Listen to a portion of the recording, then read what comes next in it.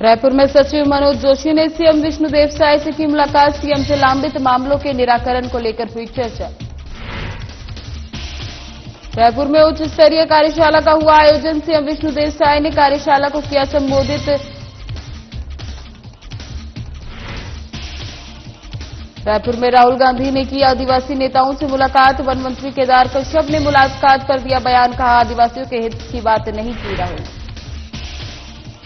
कोड़ागांव में मोहनलाल कटोरिया के नाते लेंगी दीक्षा। आचार्य भगवान रामगुरु के सानिध्य में लेंगी दीक्षा। कोड़ागांव में डीएम ने धान संग्रहण केंद्र का किया निरीक्षण। शेष धान के शीघ्र उठाव की व्यवस्था कराने के दिए निर्देश।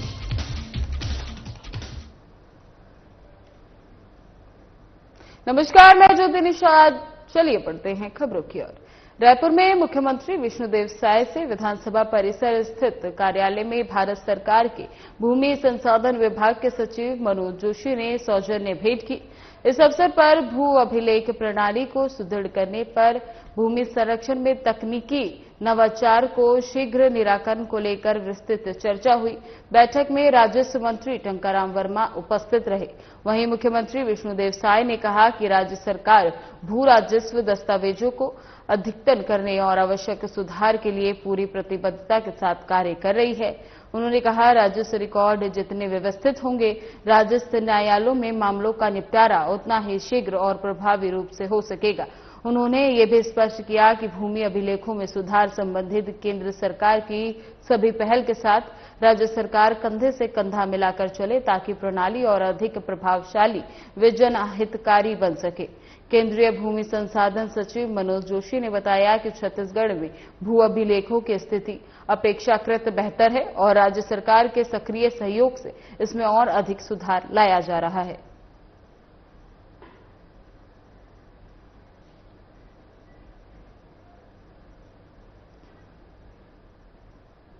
जैव विविधता और आदि भूमियों के संरक्षण के उद्देश्यों से नवा रायपुर स्थित दंडकारण्य आर्य भवन में एक उच्च स्तरीय कार्यशाला का आयोजन किया गया। इस अवसर पर मुख्यमंत्री विष्णुदेव साय, विधानसभा अध्यक्ष डॉक्टर रमन सिंह, नेता प्रतिपक्ष डॉक्टर चरणदास महंत, उप मुख्यमंत्री अरुण साव एवं विजय शर्मा सहित कैबिनेट के सभी मंत्री एवं विधायकगण उपस्थित रहे। वहीं मुख्यमंत्री विष्णुदेव साय ने कार्यशाला को संबोधित करते हुए कहा कि विकसित छत्तीसगढ़ की परिकल्पना केवल आधारभूत ढांचे के विकास से नहीं, बल्कि पर्यावरणीय संतुलन और जैविक विविधता की रक्षा से ही पूरी हो सकती है। उन्होंने आह्वान किया कि हर जनप्रतिनिधि और नागरिक जैव विविधता वेटलैंड संरक्षण के लिए व्यक्तिगत दायित्व समझे और वेटलैंड मित्र बनकर इस अभियान को जन आंदोलन में परिवर्तित करें। कार्यशाला की अध्यक्षता करते हुए वन एवं जलवायु परिवर्तन मंत्री केदार कश्यप ने कहा कि जैव विविधता और वेटलैंड का संरक्षण केवल पर्यावरणीय आवश्यकता नहीं, बल्कि हमारी भावी पीढ़ियों की सुरक्षा का सवाल भी है। उन्होंने सभी जनप्रतिनिधियों से जैव विविधता के संरक्षण के भागीदारी सुनिश्चित करने और वेटलैंड मंत्री बनकर मित्र बनकर जन जागरण फैलाने का आग्रह किया।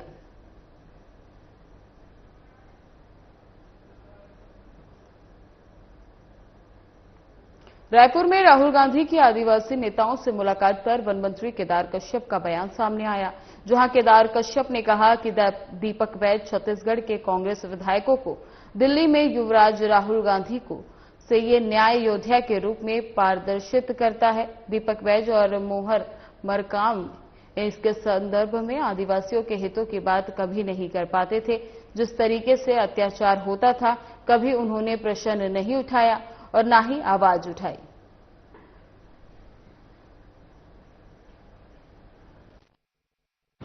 दीपक बैज जी छत्तीसगढ़ के कांग्रेस के विधायकों को दिल्ली में युवराज राहुल गांधी, जिनको ये न्याय योद्धा के रूप में प्रदर्शित करते हैं, उनसे मिलवाने ले गए थे। जब छत्तीसगढ़ में कांग्रेस की सरकार रही, तब न दीपक बैज न मोहन मरकाम जी इसके संदर्भ में आदिवासी हितों की बात कभी नहीं कर पाते थे। जिस तरीके से अत्याचार होता था, उस पर कभी उन्होंने प्रश्न उठाया नहीं, कभी उस पर आवाज नहीं उठाई। और आज वो राहुल गांधी से मिलाने ले गए, तो राहुल गांधी से क्या उन्होंने इस बात पर प्रश्न पूछने की हिम्मत की कि क्या उनकी सरकार जब छत्तीसगढ़ में थी तब उन्होंने यहां पर जो 3 जो बाहर के लोगों को सांसद बना करके भेजा, तब उनको यहां के आदिवासियों की चिंता नहीं थी। यहां के एक भी आदिवासी को आपने सांसद के लायक नहीं समझा। दूसरा, आपकी सरकार के समय में जो हमारे आदिवासियों के जो चरण पादुका है तेंदुपत्ता संग्राहकों का, उसको बंद कर दिया गया था। तो ये जो आदिवासियों के प्रति जो आपकी जो सोच है, जो अत्याचार है, ये लगातार आपकी सरकार में जिस तरीके से आदिवासियों को पीड़ित किया गया, राहुल गांधी के सामने स्पष्ट आपने किया है क्या? मैं पूछना चाहता हूं, क्या आप आदिवासी हितों की बात करने गए थे या आदिवासी विधायकों को ले जा करके गांधी परिवार की चरण वंदना करने गए थे? ये बात आप जनता के समझ जरूर रखिएगा। कोड़ागांव जैन संघ द्वारा दीक्षार्थी बहना मुमुक्षु बहना गुण कावड़ के आगमन पर अभिनंदन किया गया। बता दें कि कोड़ागांव में आचार्य भगवान रामलाल के आज्ञानुवर्ती संधिव्य शतुशिला जितेंद्र प्रतीक्षा श्री जी सुपदम श्री जी आदि ठानाचार का चौमासा चल रहा है, जिसका जैन समाज द्वारा भरपूर प्रवचन का धर्म ध्यान का लाभ लिया जा रहा है। जैन संघ द्वारा कोड़ागांव निवासी मोहनलाल कटोरिया की सुपुत्री धर्म सहायिका रिंकू कावड़, पिता ऋषि की सुपुत्री गुण कावड़ का राजस्थान के देशनोक में 9 अगस्त को सांसारिक जीवन त्याग कर साधु जीवन को अपनाकर आचार्य भगवान रामलाल जी की मासा से सानिध्य में दीक्षा होगा।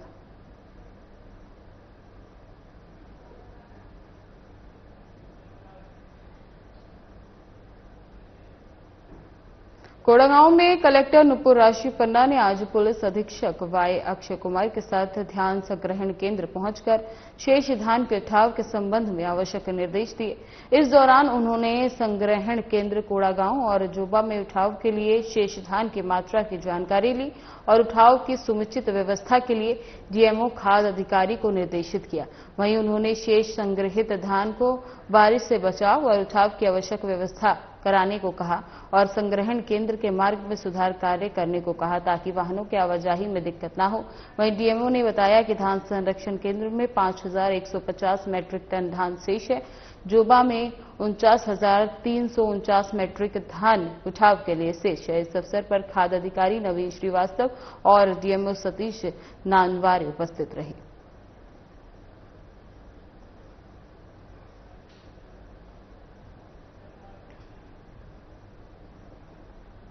रायपुर में कलेक्टर डॉक्टर गौरव सिंह ने रेड क्रॉस सभा कक्ष में ई ऑफिस प्रणाली का विधिवत शुभारंभ किया। डॉक्टर सिंह ने कहा कि शासन की मंशा के अनुरूप जिले के सभी शासकीय कार्यालयों और विभागों की कार्यप्रणाली को डिजिटल और पारदर्शी बनाने के लिए ई ऑफिस एक अहम कदम है। उन्होंने बताया कि ई ऑफिस प्रणाली से न केवल दस्तावेजों की डिजिटल ट्रैकिंग और प्रसंस्करण आसान होगा, साथ ही इस पहल से शासकीय कार्यों में पारदर्शिता के साथ साथ समयबद्धता और दक्षता सुनिश्चित होगी।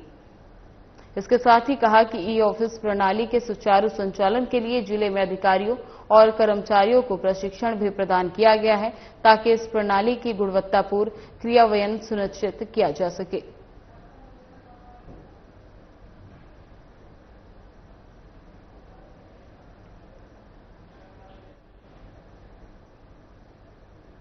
कोड़ागांव में सरस्वती शिशु मंदिर के शकाल के लगभग 200 छात्र छात्राओं को प्राचार्य जीआर नाग और विख्याता शिक्षकों की उपस्थिति में थाना केशकाल पुलिस द्वारा स्कूली बच्चों को सुरक्षा यातायात नियमों का पालन करने की जानकारी दी गई। बता दें कि बच्चों को उपनिरीक्षक अखिलेश धीवर द्वारा महिला संबंधी अपराध, बाल अपराध, लैंगिक अपराध की जानकारी दी गई। साथ ही साइबर अपराध जैसे अनजान व्यक्ति की ओटीपी न शेयर करने, अनजान से व्हाट्सएप कॉलिंग न करने, करोड़पति लॉटरी के झांसे में न आने के संबंधी में जानकारी दी गई और कोई ठगी हो जाने पर टोल फ्री नंबर 1930 में कॉल करके जानकारी दी भी गई।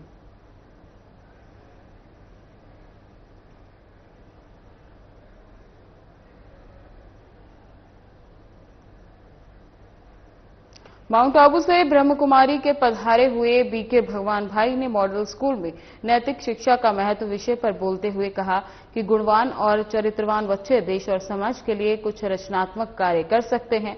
प्राचीन संस्कृति आध्यात्मिकता की राह जिस कारण प्राचीन मानव भी वंदनीय और पूजनीय रहा, नैतिक शिक्षा से ही मानव के व्यवहार में निखार आता है। आज के बच्चे कल का भावी समाज हैं।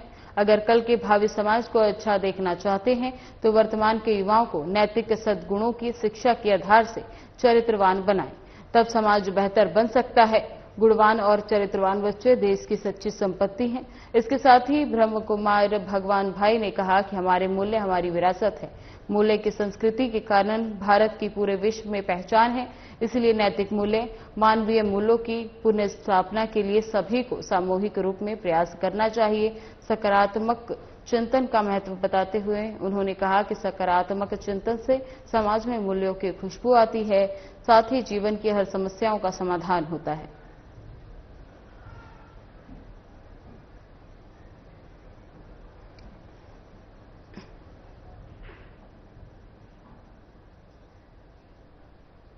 बलरामपुर जिले के शंकरगढ़ थाना क्षेत्र से एक मामला सामने आया, जहां खेत में काम करने के दौरान आकाश से बिजली की चपेट में आने से किसान सुरेंद्र कुजूर की मौत हो गई। वहीं घटना की सूचना मिलने पर पुलिस ने शव को कब्जे में लेकर पोस्टमार्टम के लिए भेज दिया और मामले की जांच शुरू कर दी।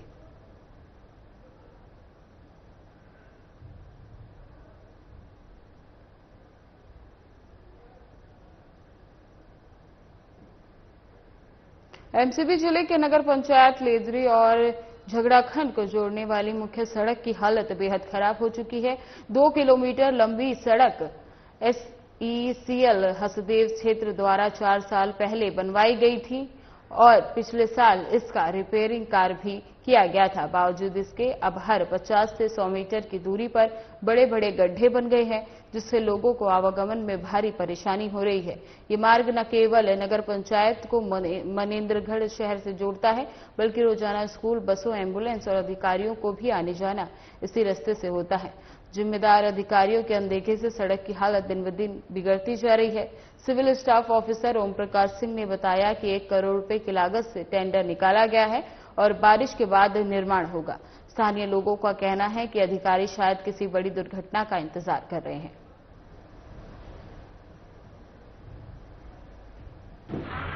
उसी समय बना था। ये गड्ढा तो अभी हुआ है, साल भर पहले हो गया है। इसके वजह से सर यहाँ से गाड़ी ले जाते हैं, बच्चे लोग रहते हैं तो डर रहता है बच्चे लोग का भी। यहाँ से गाड़ी पट्टी से चढ़ा के ले जाते हैं। कितने लोग बचे भी हैं ये गड्ढे के कारण एक्सीडेंट होने से। किसके द्वारा बनाया जाता है? ये SECL द्वारा बना हुआ था। हाँ, SECL। हर जगह गड्ढा हो गया है। हाँ जी सर, हर जगह गड्ढा हो गया है। वहाँ पास भी पक्का रोड है, अभी कोटा के पास बहुत भयानक गड्ढा हुआ है। हादसा का डर रहता है? जी सर, हादसा का डर रहता है, स्लिप विलिप करने का डर रहता है। यहाँ कल एक गाड़ी वाला गया, बहुत स्पीड से गया, डगमगा गया था यहीं पास सर। फिर भी गड्ढा जो है ये पानी होने से गड्ढा हो या तो रोड बनाने में कमजोरी होगा, सही ढंग से बनाया नहीं किया होगा। हर साल ये गड्ढा हो जाता है और नगर पंचायत क्या करती है, क्योंकि SECL का रोड है तो नगर पंचायत जो है गड्ढे को भरती रहती है, इसीलिए तो बरसात में गड्ढा हो जाता है। नगर पंचायत तो व्यवस्था बना रही है, लेकिन SECL के जो ठेकेदार है जो काम करवाती है वो किस तरह का घटिया निर्माण है? घटिया निर्माण तो है ही है। यदि सही काम होता है, मजबूती का काम होता है तो गड्ढा नहीं होता है ना। तो SECL को भाई इस पर ध्यान देना चाहिए कि मजबूती काम हो, हर साल से गड्ढा ना हो जाए। शंकरगढ़ थाना क्षेत्र में पिटाई से घायल हुए युवक की मौत के मामले में पुलिस ने बड़ी कार्रवाई की। हत्या के इस मामले में पुलिस ने एक ही परिवार के 3 लोगों को गिरफ्तार कर लिया है। जानकारी के अनुसार मामूली विवाद के चलते युवक की पिटाई की गई थी।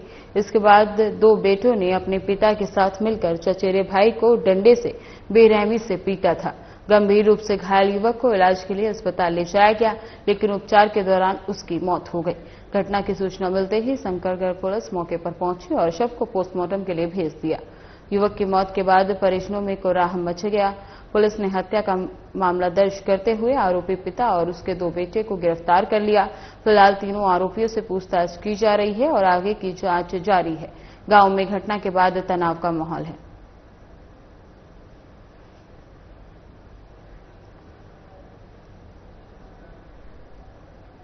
नर्मदा क्लब में आयोजित रोजगार मेले में केंद्रीय मंत्री शिवराज सिंह चौहान ने कहा कि प्रधानमंत्री नरेंद्र मोदी का विजन भारत के लिए प्रधान है। विकसित भारत के निर्माण का महायज्ञ उनके नेतृत्व मंक चल रहा है। सभी क्षेत्रों में व्यापक काम हो रहा है। रोजगार की दृष्टि से देखें तो पीएम का ये कार्यकाल स्वर्णिम काल है। 25 करोड़ से ज्यादा लोग गरीबी रेखा के ऊपर आ चुके हैं। उन्होंने गरीबी को जड़ से उखाड़ कर फेंक दिया। डायरेक्ट अपॉइंटमेंट हो या इनडायरेक्ट, इसे सीधे रोजगार की दृष्टि से देखा जा रहा है। शासकीय सेवाओं में 10 लाख से ज्यादा नौजवानों को नियुक्ति पत्र देकर रोजगार दिया जा चुका है, जिसमें से 51,200 से ज्यादा को आज रेलवे सहित विभिन्न विभागों में सीधे शासकीय सेवा में सम्मिलित किया गया, और वो भी बिना पर्ची और बिना खर्ची के। इस दौरान मंत्री विश्वास सारंग ने बताया कि रोजगार विकसित भारत के निर्माण में सबसे अहम अंग है। प्रधानमंत्री रोजगार के क्षेत्र में दिन रात को काम कर रहे हैं।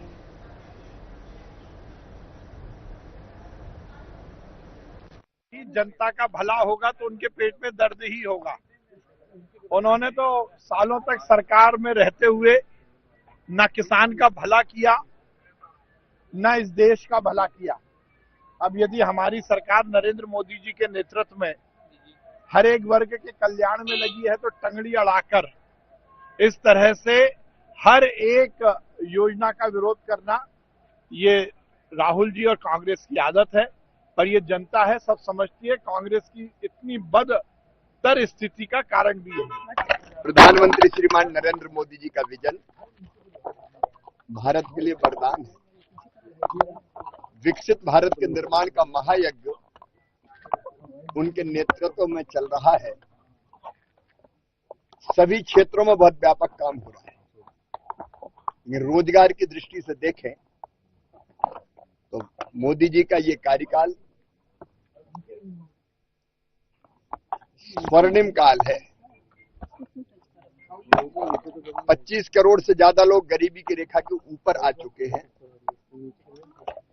उन्होंने गरीबी को जड़ से उखाड़ के फेंक दिया है।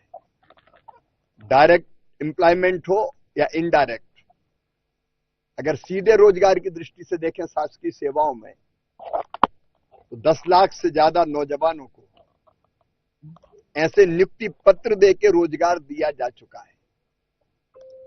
उनमें से 51,000 को आज 51,200 से ज्यादा रेलवे सहित विभिन्न विभागों में सीधे शासकीय सेवा में सम्मिलित किया गया है, और वो भी बिना पर्ची और बिना खर्ची के।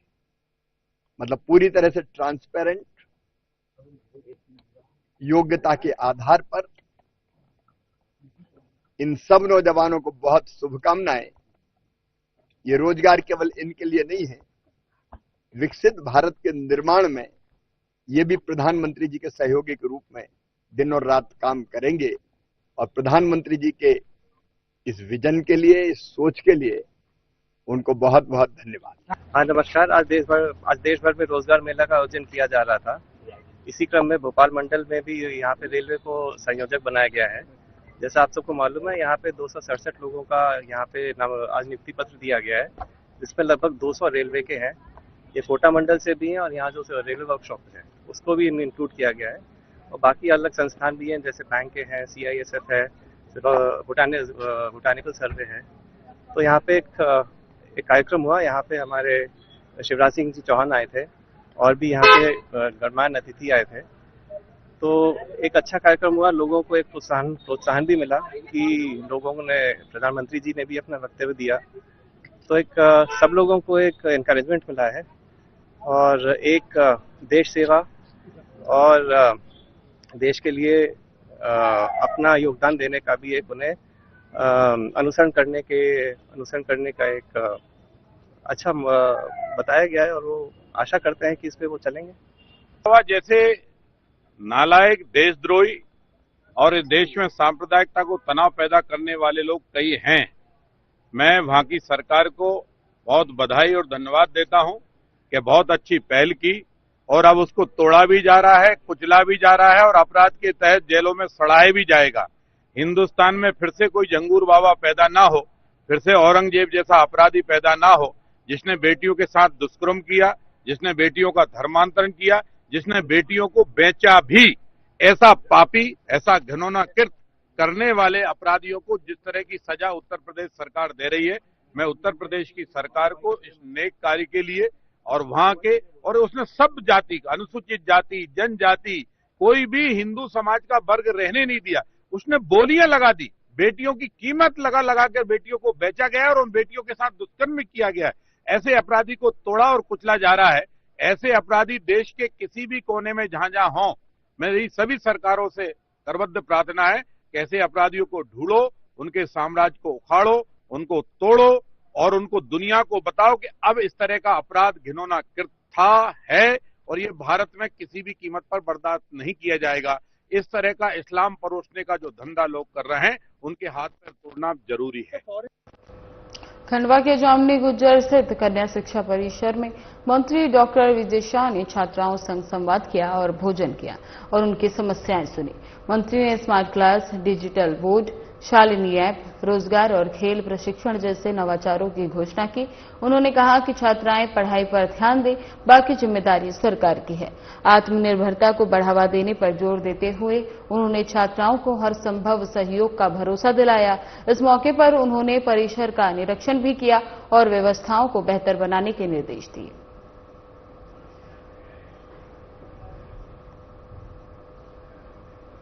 रविंद्र भवन में पूरे प्रदेश से बैंक मित्र प्रथम महासम्मेलन में शामिल होने के लिए भोपाल पहुंचे।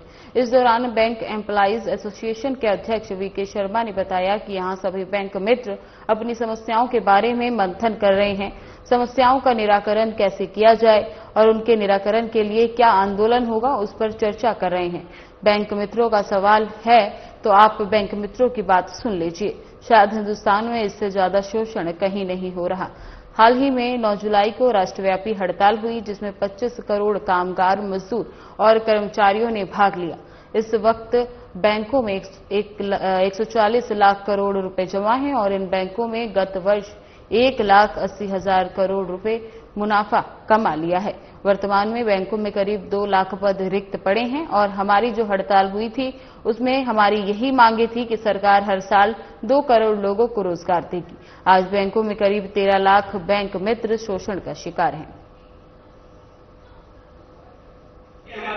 पूरे मध्य प्रदेश के बैंक मित्र हम आज यहाँ एकत्रित हुए और हमारे द्वारा पूरे मध्य प्रदेश के बैंक मित्र के द्वारा आज एक महासम्मेलन आयोजित किया गया, जिसमें पूरे मध्य प्रदेश के अलग अलग जिलों से सभी जिला समिति, प्रदेश समिति और सभी बैंक मित्र, सभी बैंकों के राष्ट्रीयकृत बैंक है, वो लोग एकत्रित हुए हैं और कई गवर्नमेंट अधिकारी जो संगठन के अध्यक्ष, महामंत्री सभी लोग आए और आपका किस उद्देश्य से आप शामिल हुए? जी, हमारा उद्देश्य, हमारी कुछ मांगे हैं जो हमारे द्वारा जो कार्य किया जा रहा है, बैंकिंग सेवा हमारे द्वारा दी जा रही है, हमें पूर्णतः उसका पैसा नहीं मिल पा रहा है और कई हमारे जो पहले जो हमें इनकम थी उसमें कटौती की गई है।